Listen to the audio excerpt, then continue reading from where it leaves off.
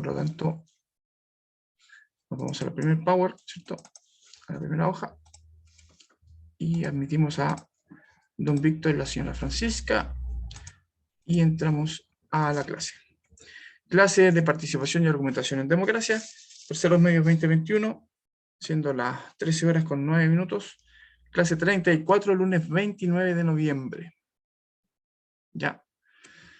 La actividad es que veamos los dos ejemplos de lo que podríamos considerar voces públicas, entendiendo que el concepto de voces públicas es un concepto que está trabajándose, no es un concepto acabado, ¿cierto? No es un concepto exacto, y se refiere eventualmente, ¿cierto?, al poder mediático que tienen algunas personas, particularmente personas que son influyentes y que de alguna manera representan un grupo importante de otras personas, ¿ya? Y que les representan en sus pensamientos. Entonces, esas son las voces públicas.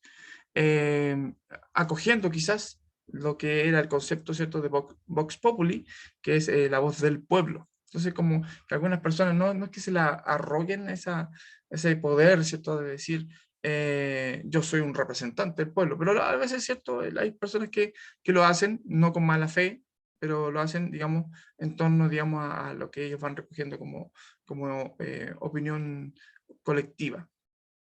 Y se arrogan el poder, ¿cierto?, de representar a esas personas. Llámese partidos políticos, por ejemplo. Bueno, que en los casos de los partidos políticos es un poco al revés, ¿cierto? Es la gente que se hace que busca una representación política, ¿cierto?, de sus ideas en los ideales, en el ideario de los partidos que existen. Y si no, inventan un partido, si se puede, no hay drama.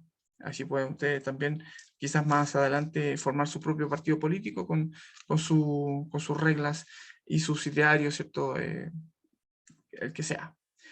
Propósito, entonces, comprender el concepto de voz pública mediante la guía de trabajo que vamos a hacer, que básicamente es el esquema que les mostré recién, aplicando, ¿cierto?, este objetivo de aprendizaje, el número 6, que tiene que ver con la evaluación crítica de argumentaciones, ya lo saben, enfocándose en los alcances, la idea de la comunidad, la idea de pertinencia, la idea, ¿cierto?, de propósito que tienen estas voces públicas, particularmente su legitimidad, porque aquí lo que más me importa, ¿cierto?, es qué tan legítimas son estas voces públicas, pues si estas personas dicen representar grupos humanos, ¿son de verdad representantes de esos grupos humanos?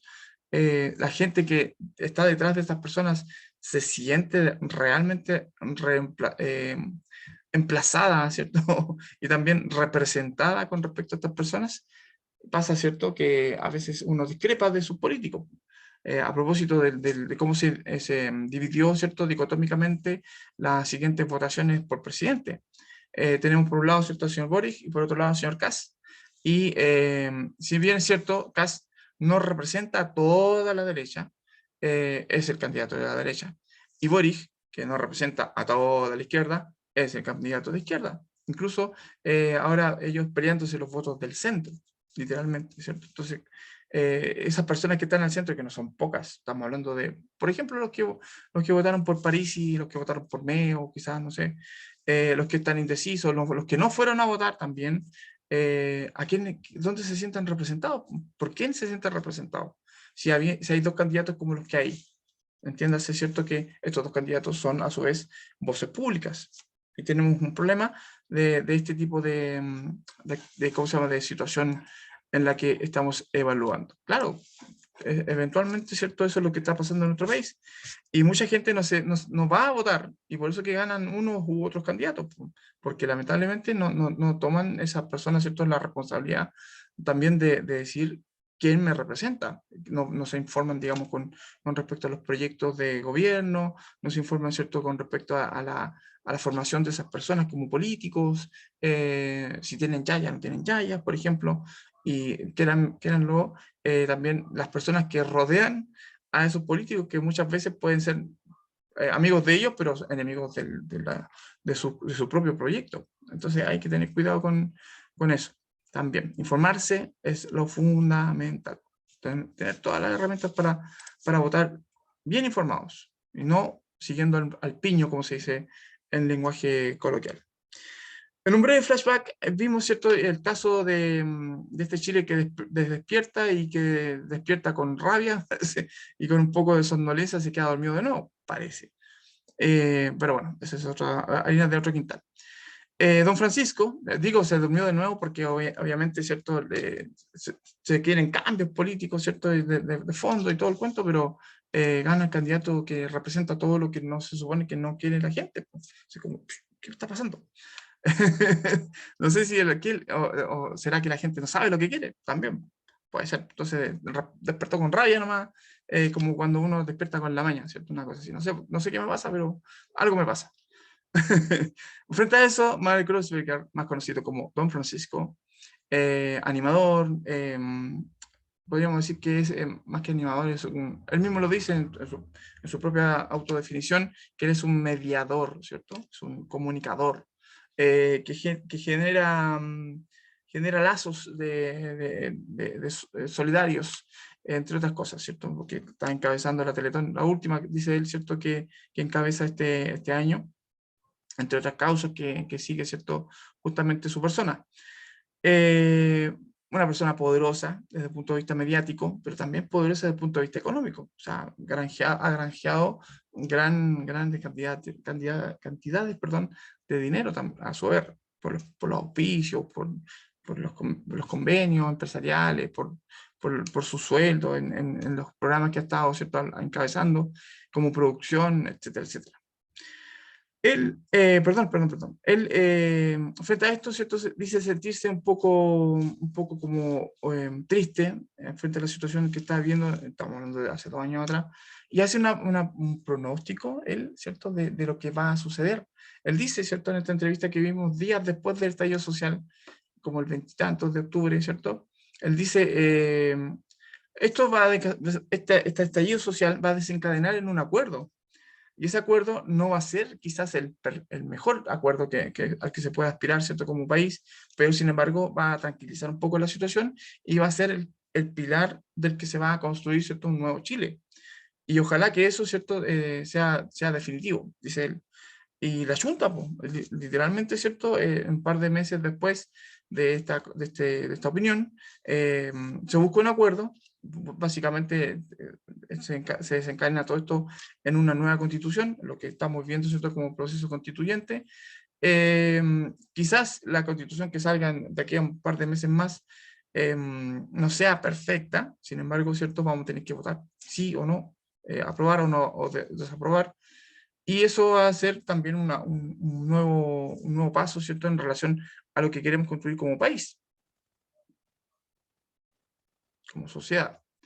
Y lo que hizo Mario Cruz parece más allá de, su- de- de su congoja, también un poco, ¿cierto?, tomándole la temperatura, valga la idea, ¿cierto?, tomándole la temperatura de lo que estaba pasando en nuestro país y lo que se supone que él espera de nuestro Chile, digo, porque de la gente de Chile, de nosotros, sus ciudadanos. Bueno, vamos al meollo de la clase.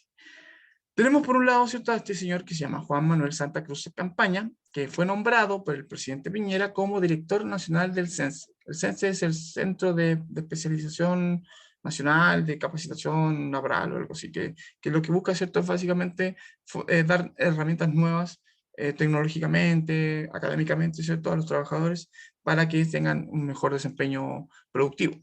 ¿Ya? El CENSE es eso.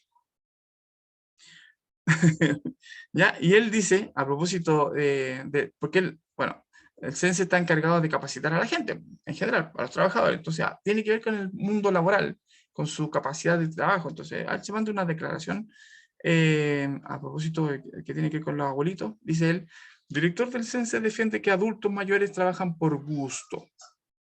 Publicado el 21 de febrero, ¿cierto?, del año 2020, o sea, un año atrás, un poco más.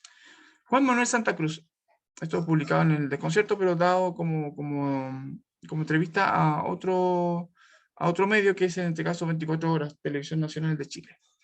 Juan Manuel Santa Cruz, director del Servicio Nacional de Capacitación y Empleo, argumentó que no son solamente las bajas pensiones lo que lleva a los adultos mayores a mantenerse en el mercado laboral, sino que lo hacen por gusto para sentirse realizados.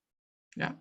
Dice, no son solamente las bajas pensiones, o sea, está dentro de las motivaciones de la gente mayor, pasado, ¿cierto?, la edad de jubilación, de seguir trabajando, no solamente por un tema de pensiones bajas, sino también por un tema de gusto para sentirse realizados. Esas son sus declaraciones. Una serie de polémicas declaraciones emitió el director del Servicio Nacional de Capacitación y Empleo, ahí está, código CENSE, Juan Manuel Santa Cruz, que pertenece al partido político Evópolis, que es de derecha, en entrevista con 24 horas. Esto porque Santa Cruz elaboró una argumentación en la que defendió que los adultos mayores no trabajan debido a lo precario de sus condiciones económicas, pensiones de miseria, ¿cierto?, derivadas de las bajas pensiones, sino que por gusto para sentirse realizados. Ahí ya se está empezando a sacar de contexto la expresión y tomando, ¿cierto?, solamente uno de los aspectos de la argumentación de Santa Cruz. Ojo con eso, no lo estoy defendiendo, pero nótese que el medio está manipulando un poco también, ¿cierto?, la polémica para que se transforme en polémica, obviamente. El director de CENSE comenzó explicando que nunca habíamos trabajado con adultos mayores porque se entendía que una vez que una persona llegaba a la edad de jubilación, salía del mundo del trabajo. Dice, nunca hemos trabajado, ¿cierto?, en relación al código, al CENSE, que es capacitar a la gente. Entonces, como ellos capacitan trabajadores, esos trabajadores nunca habían sido, según él, ¿cierto?, desde su perspectiva, nunca habían sido adultos mayores. Ahí tenemos un abuelito, ¿cierto?, a todo ritmo. En este momento, el periodista que lo estaba entrevistando lo interrumpe y le dice, pero ¿y las bajas pensiones? En referencia a que dicho factor sería el que obliga, mayoritariamente, ¿cierto?, a los adultos mayores, valga la redundancia, a seguir trabajando más allá de la edad de jubilación. A lo que Santa Cruz responde, pero no solamente por eso, déjeme dar vuelta a eso. Hay muchas veces pensamos en el adulto mayor como la clásica categoría de viejito con las manos arrugadas que no pueden hacer, que puedan hacer poco, pero resulta que estos 3 millones de adultos mayores que tenemos en Chile, más del 85% de ellos se considera totalmente autovalente, tanto para desenvolverse en su vida personal como laboral. O sea que trabajan por gusto. Estaba dando una cifra alta, muy alta, 85% de 3 millones de adultos mayores, aproximadamente eso es más de 2,5 millones, ¿cierto?, de adultos mayores. Probablemente todos conocemos a algún abuelo que tiene más de 60 años y que en realidad no es ese viejito con bastón que muchas veces se muestra en la prensa y con quien caricaturizamos al adulto mayor, continuó Santa Cruz. Y por lo tanto, agrega el director de la entidad, del CENSE, muchos de ellos no solamente por un tema económico quieren trabajar, sino que también por gusto o porque de esa manera se sienten realizados.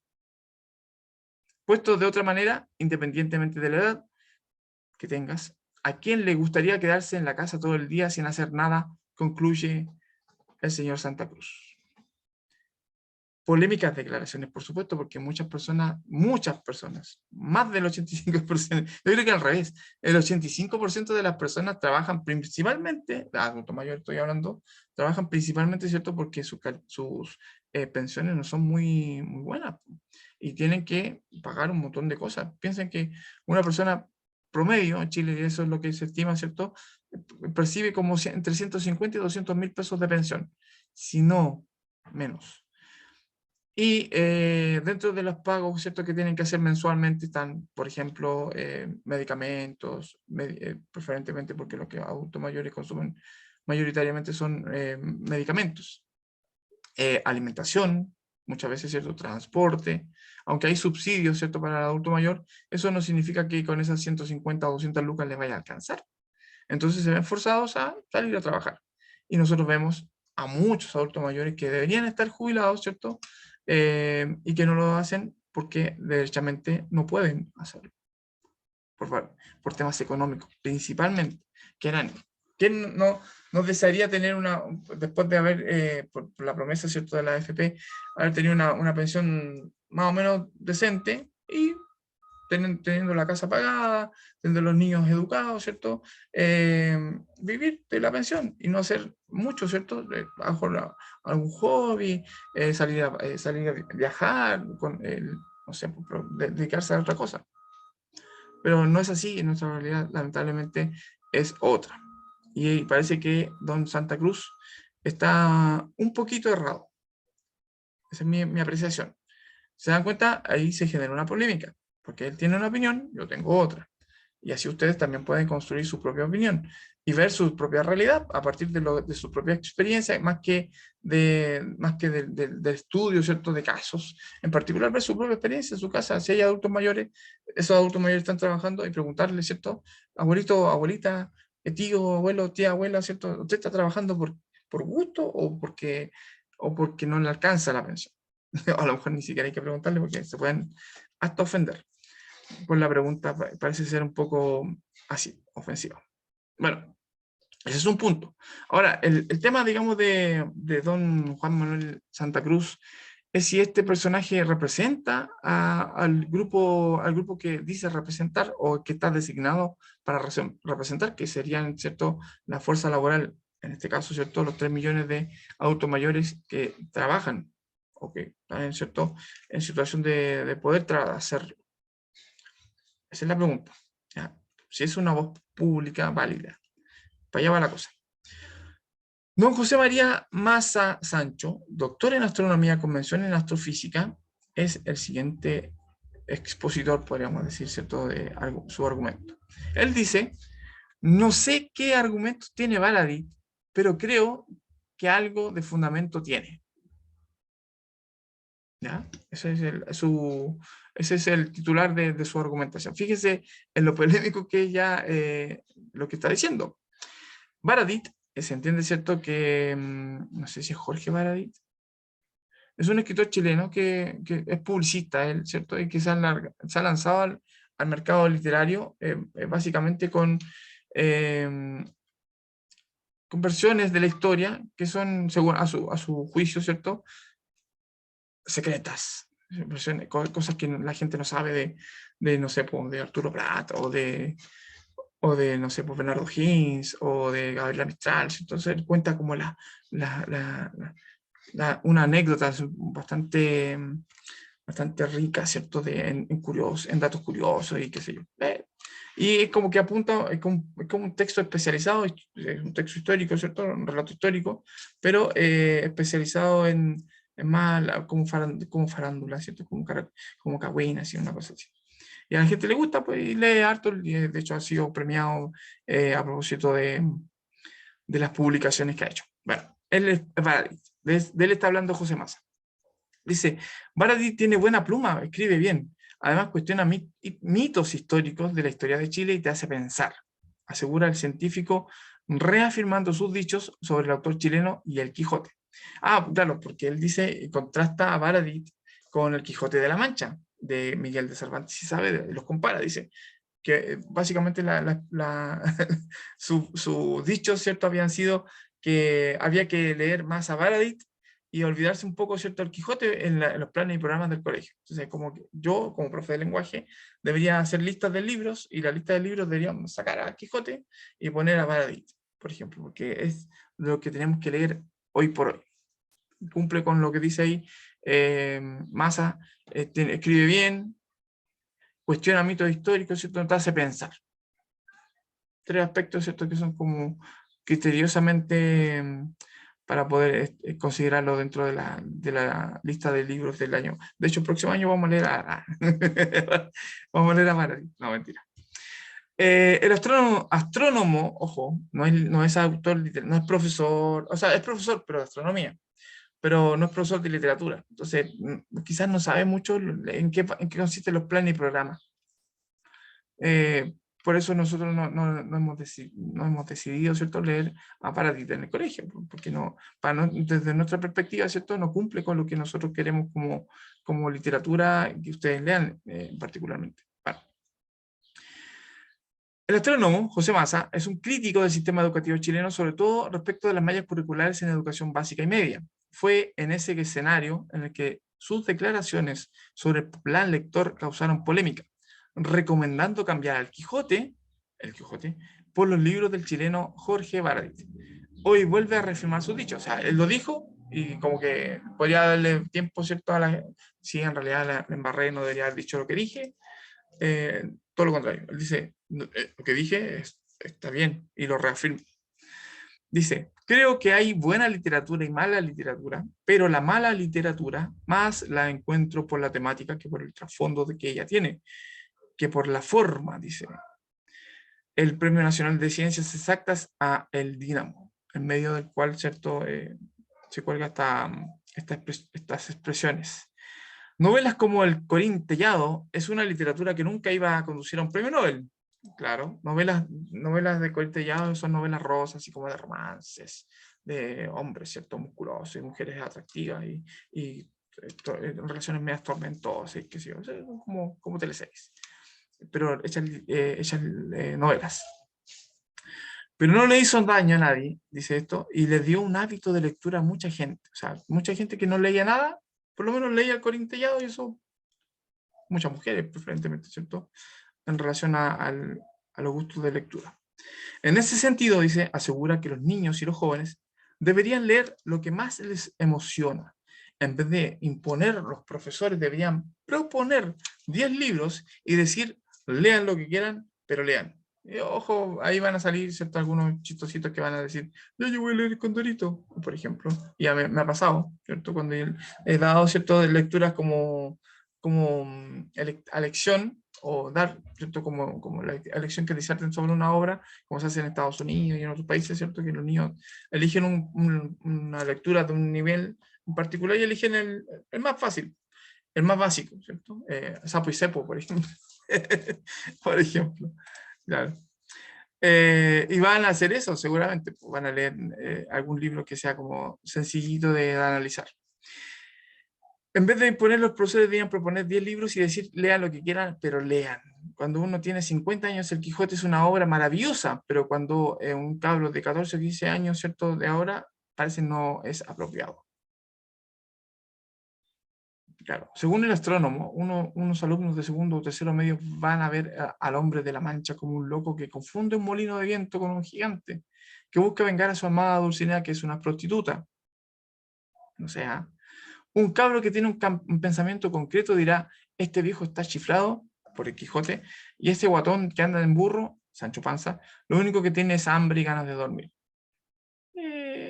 Si lo leen solo, yo creo que sí, pues, o sea, tiene cierta razón. Yo discrepo, obviamente, porque generalmente los profes de lenguaje conducimos la lectura. Damos, ¿cierto?, algunas pistas. Yo hago una clase especial justamente para ir conduciendo lo que se supone que es la interpretación de la obra de manera correcta, su valor. Y no los dejo solos, pues, o sea, no digo ya, lean el libro y ahí arrésquenselas como puedan. Bueno, en esa línea, y por último está la prueba, porque las preguntas no van a decir, ¿qué hace el Sancho Panza?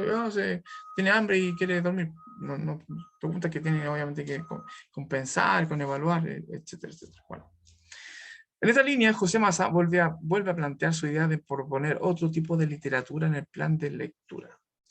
Como dije que leyeran a Baradit, lo dije porque hace un rato es bastante simple de leer.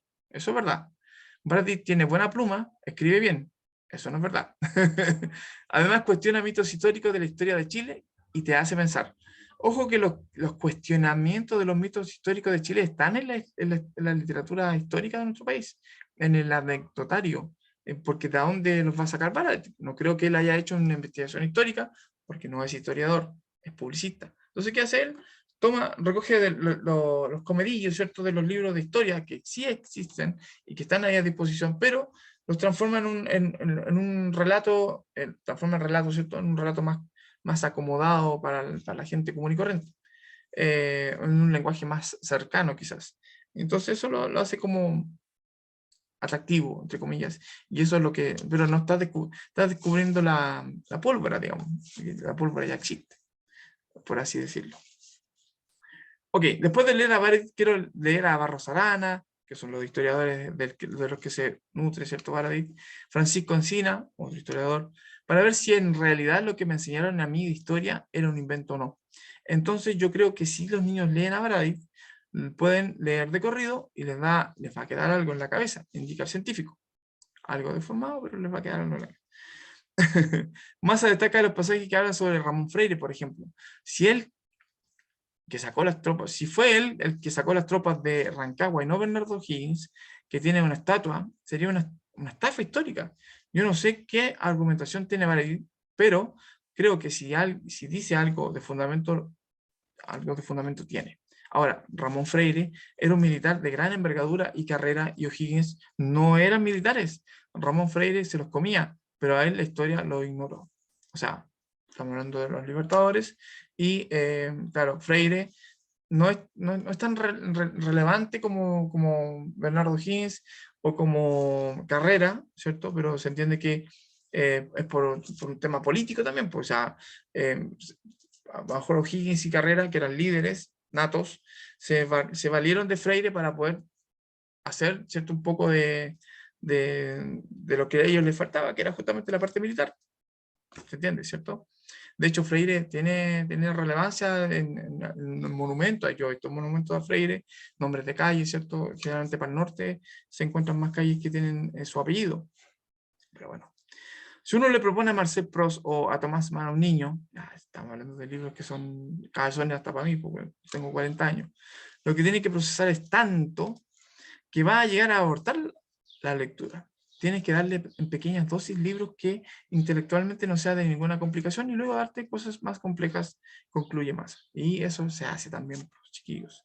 O sea, nosotros no les vamos a poner a Marcel Proust o a Thomas Mann, ¿cierto? En primero medio, pues los matamos. O sea, son libros que, autores, perdón, de gran envergadura, que ni siquiera, no sé si Proust y Mann están en los planes de lectura de enseñanza media, porque hay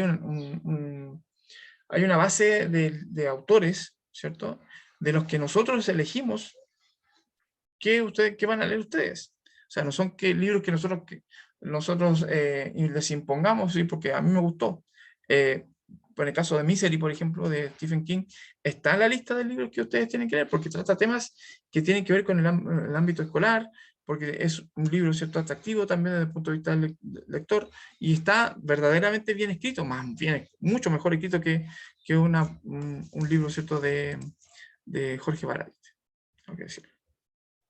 Ok, y aquí nosotros tenemos que hacer este análisis, que es básicamente, voy a ponerlo para el otro lado, básicamente que puntuar la argumentación de estos dos personajes. Fíjense que tanto en la claridad de la tesis, la relación sólida que tienen los argumentos planteados, ambos tienen buen puntaje, y aquí se supone que tenemos que otorgarle 4 puntos. Porque los argumentos cumplen totalmente los requisitos asociados a lo que se plantea. O sea, tiene una tesis, uno, ¿cierto? Él dice claramente, los abuelitos trabajan porque les gusta trabajar. Y el otro dice, Baradit es una lectura más recomendada que Quijote de la Mancha porque es un libro más actualizado, y a los cabros les gusta leer ese tipo de cosas. Lo dice, está claro. No hay dobles argumentos ni información así como un poco difusa, ¿no? Está ahí. Los dos usan movimientos argumentativos de manera sólida para sostener su tesis.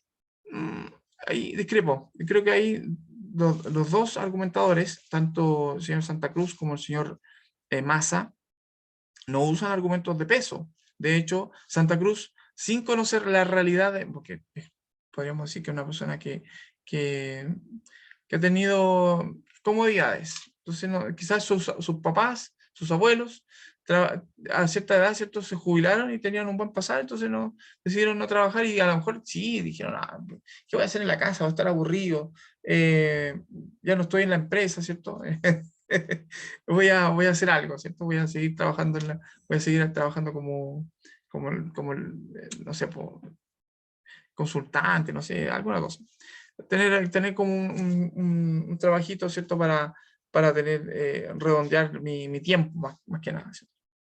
Y Baradit, o sea, perdón, y Massa seguramente él también tiene una experiencia lectora que es desde el punto de vista literario, porque él es astrónomo. Entonces seguramente no le gusta mucho la literatura, porque es matemático, porque es físico, que está en otra onda.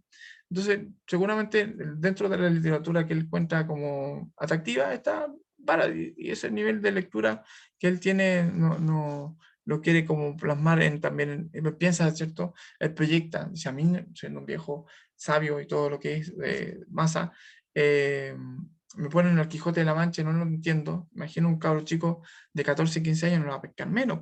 Entonces dice lo que dice, basándose en esos argumentos, o sea, perdón, basándose en esos fundamentos, que son su propia experiencia quizás. Entonces no es muy sólido. ¿ya? Y les pondríamos menos de 2 puntos. Uso de conocimientos aceptables y sólidos para la argumentación, menos de 2 puntos. Cantidad, variedad y pertinencia de la evidencia usadas en los argumentos, ahí está mucho, mucho menos de 2 puntos porque ninguno de los dos presenta, aunque Santa Cruz dice el 85% de los 3 millones de abuelitos, ¿cierto? Trabaja porque quieren trabajar, no porque necesitan trabajar. Señor, ¿de dónde sacó esa información? Sea más concreto con respecto a esos datos, ¿cierto? Como aquí, por ejemplo, estoy viendo el tema de la positividad de exámenes a nivel nacional, ahí tenemos una cifra, tenemos un cuadro comparativo de cómo ha aumentado, ¿cierto? Frente a los nuevos casos, dicen la cantidad de fallecidos, o sea, hay una estadística, hay datos duros ahí. Y ellos pueden decir, a propósito, estamos mejor, estamos peor, ¿cierto? Porque tienen un antecedente matemático que lo respalda. El señor Santa Cruz, claro, tiene esos números, pero no son esos números quizás un reflejo fiel de lo que está pasando en nuestro país. O sea, 85% de los abuelos, ¿dónde? ¿En el barrio alto? ¿En el barrio bajo? ¿En las regiones? ¿Cachai? Eso no está muy preciso. Massa, obviamente, sus conocimientos, ¿cierto? Su cantidad, tanto como la variedad y la pertinencia de la evidencia, tampoco es muy buena porque él compara a Baradit y a Quijote. O sea, entre los dos libros, si yo les presento a ustedes terceros medios, ¿cierto? Baradit y el Quijote de la Mancha. El Quijote de la Mancha, Baradit, en cantidad de páginas. El Quijote de la Mancha con un lenguaje súper antiguo de castellano, una forma antigua de castellano, enrevesado, ¿cierto? En términos, muchas palabras que son necesariamente buscables, leíbles con el diccionario, o con alguien que te explique cosas. Baradit, con un lenguaje, ¿cierto? Mucho más coloquial, mucho más cercano a ustedes en tiempo y en espacio, porque es chileno. No hay por dónde caerse, pues, o sea, ustedes van a decantarse, ¿cierto? Quizás por lo más simple que sería la cantidad de páginas. No van a analizar el otro aspecto que tiene que ver con lo lingüístico. Claro. Y porque además son cagüines de la historia de Chile, se supone.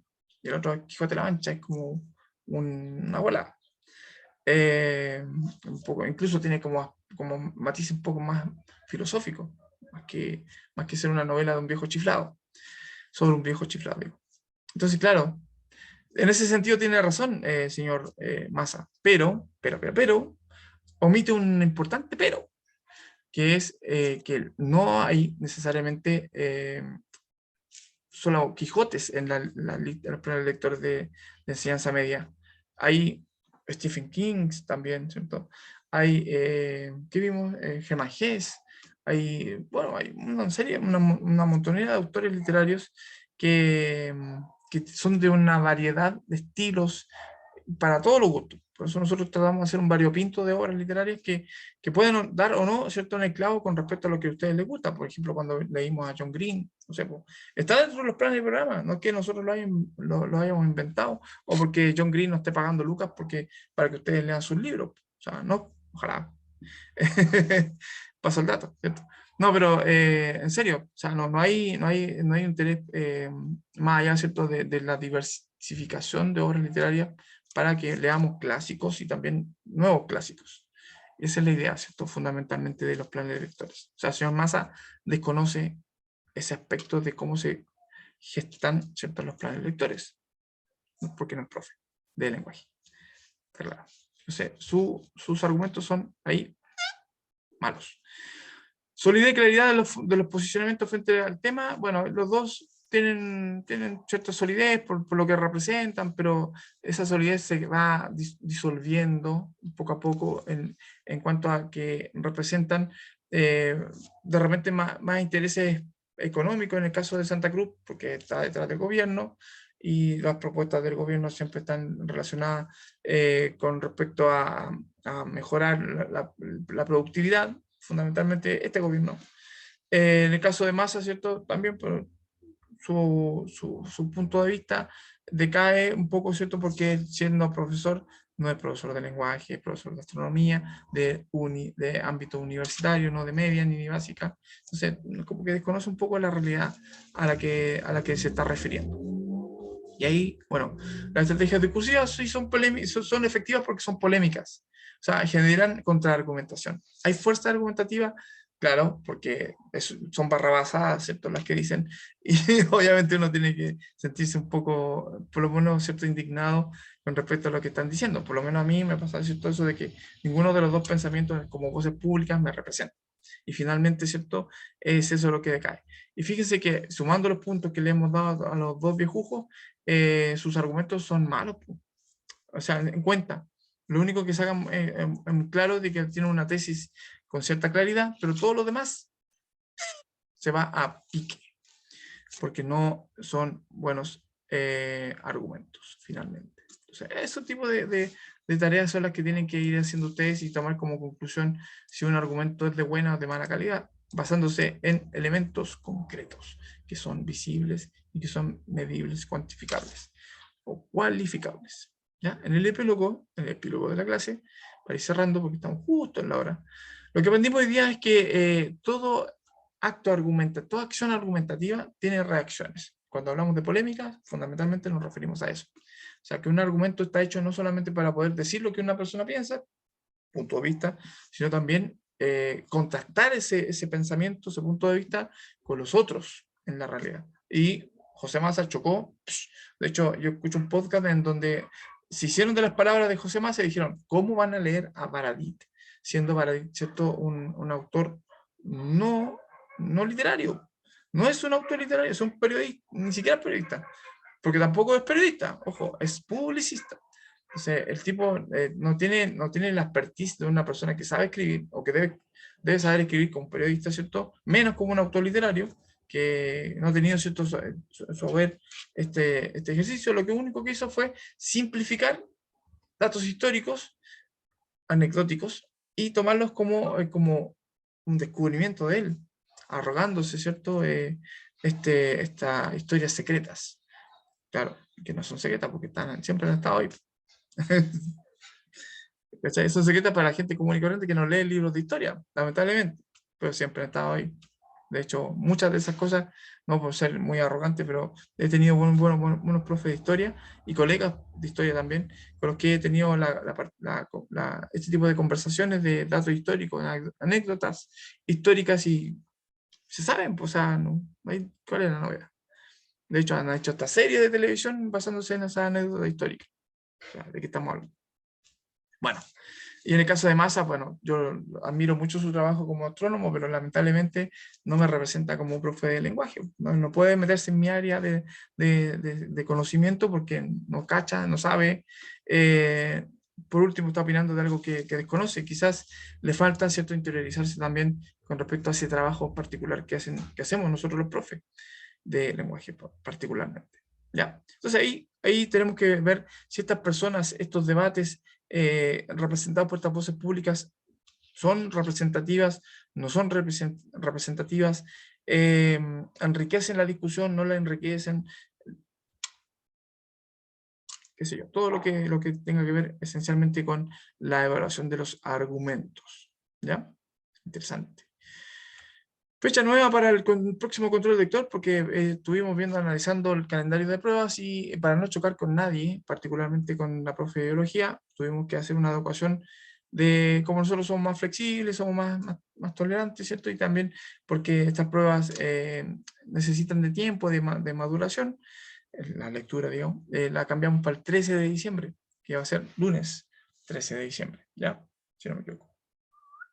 O sea, les quedan, vamos a 29, ¿cierto? Queda 2 semanas para que lean, ¿cierto?, Carrie de Stephen King.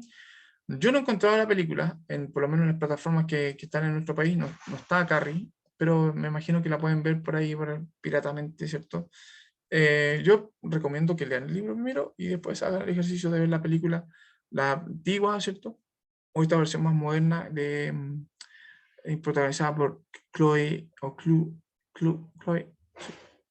Grace Moretz, ¿cierto? Que es una buena actriz. Sí, pero evidentemente, como dice Francisca, es mucho, mucho, mucho mejor el libro. Tiene muchos detalles que te van envolviendo en lo que está pasando. Es como que fuera parte del colegio y parte de lo que a lo mejor te puedes hasta sentir un poco culpable de lo que sucede allí. ¿Mm? Eso pues, chiquilines lindos y preciosos, cuídense mucho. Nos vemos en clase mañana, el tercero medio A, y el miércoles con el tercero medio B.